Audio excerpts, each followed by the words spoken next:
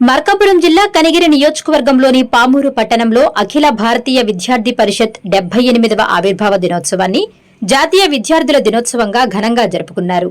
ABVP Pamuru శాఖ ఆధ్వర్యంలో జరిగిన ఈ కార్యక్రమంలో స్థానిక శిశు మందిర్ పాఠశాలలో ఏబీవీపీ జెండాను ఆవిష్కరించారు.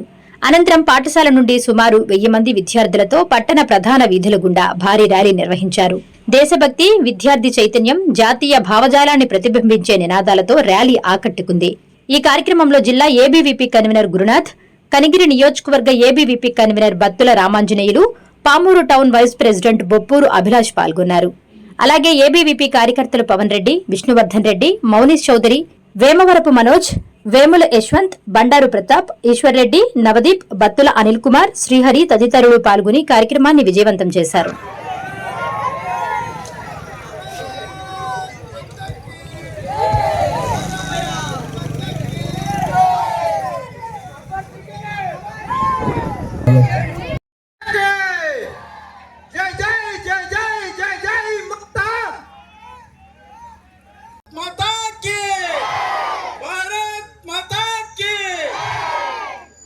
జ్ఞానము, శీలము, ఏకత అనే ఈ 3 నాదాల పేరుతో ఏబీవీపీ స్థాపించబడింది.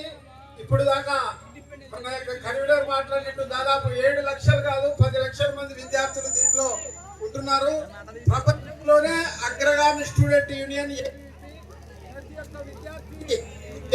ప్రతి విద్యార్థికి దేశభక్తి, ఈ దేశం ఎట్లా ధర్మం పట్ల అవగాహన, దేశం కోసం పనిచేయాలనే భావన, అలాగే కళాశాలలో ఉండేటువంటి ఈ విద్యార్థుల సమస్యల గురించి అనేక సంవత్సరాలుగా పోరాటాలు చేస్తూ ఈరోజు అనేక విజయాలు సాధించినటువంటి ఏబీవీపీ ఈరోజు మన యొక్క పామూరు పట్టణం నందు కూడా గత 3 సంవత్సరాలుగా రామాంజనేయులు గారి ఆధ్వర్యంలో ఏబీవీపీ కార్యకర్తలు అద్భుతంగా పనిచేస్తున్నారు.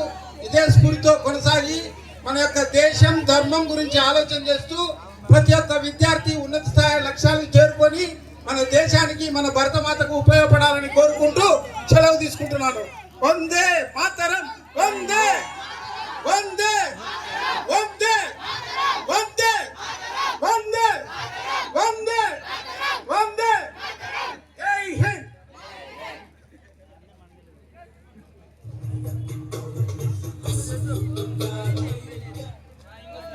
बोलो भारत माता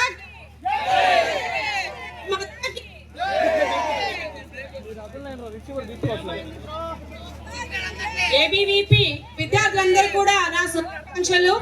ఈ విధంగానే మీరు అందరూ కూడా ఎంతో జ్ఞానాన్ని, మంచి క్యారెక్టర్కి ఇంకా ముందుకు వెళ్ళాలని కోరుకుంటున్నాను.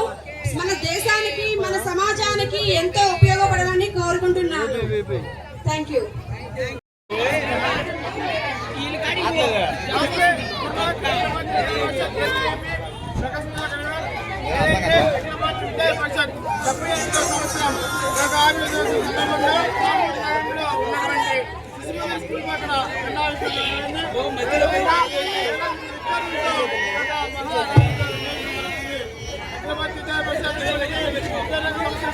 అదేవిధంగా దేశంలో